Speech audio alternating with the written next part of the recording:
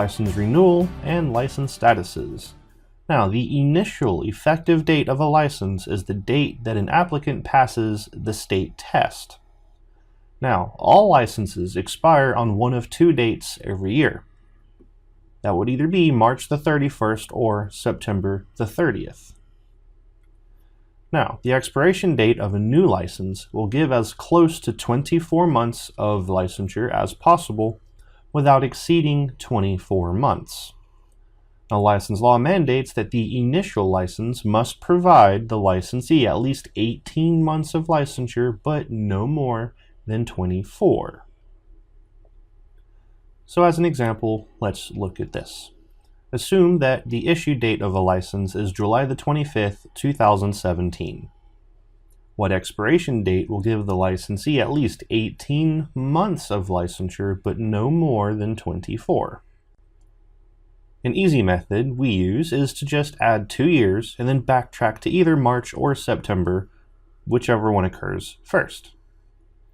So July 25th, 2019, because remember we started with 2017, would be 2 years out. Now, going backwards through the calendar, starting at July, do we hit March 1st or do we come across the month of September? We should hit March 1st. So March the 31st in 2019 will be when this license will expire. Just add 2 years and backtrack to the end of either March or September. Now this licensee would have 20 months of licensure. Thereafter, this license will always expire every 2 years or biennially on March the 31st.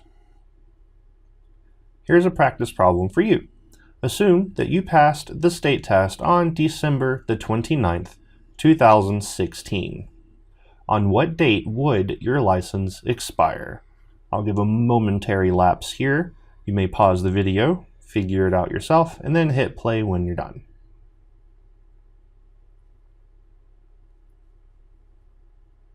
I'm going to assume that was enough time for you to find the pause button, so here we go. 2 years from the initial date would not be 2016, it would be 2018. Now, starting in December, moving backwards through the year, do we hit March 1st or September? Now, since we're at the tail end of the year, going backwards, we hit September before we do March. Therefore, the last day in September, or September the 30th, 2018, will be when this license will expire the first time, and then it'll be September the 30th every even-numbered year from then onwards. Now, how many months of licensure were in that initial period? September is 3 months before December. Therefore, that would be for 21 months of licensure. Now, to find out how many months there were, just take the 24, because we added 2 years, that's 24 months, and then subtract how many months we had to backtrack. Well, starting in December, backtracking to September, we had to jump 3 months, so just take 3 away from 24.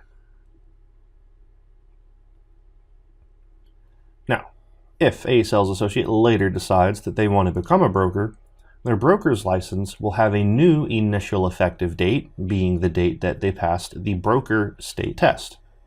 Therefore, it is possible that the broker's license will have a different expiration date, be it March or September, even or odd years, depending on when you passed the broker test.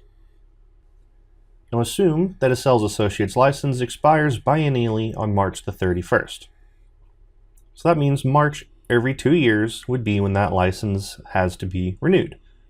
So depending on when the sales associate passes the broker test, they could end up with a September 30th expiration date instead, being even or odds depending on what year it was that they passed their test.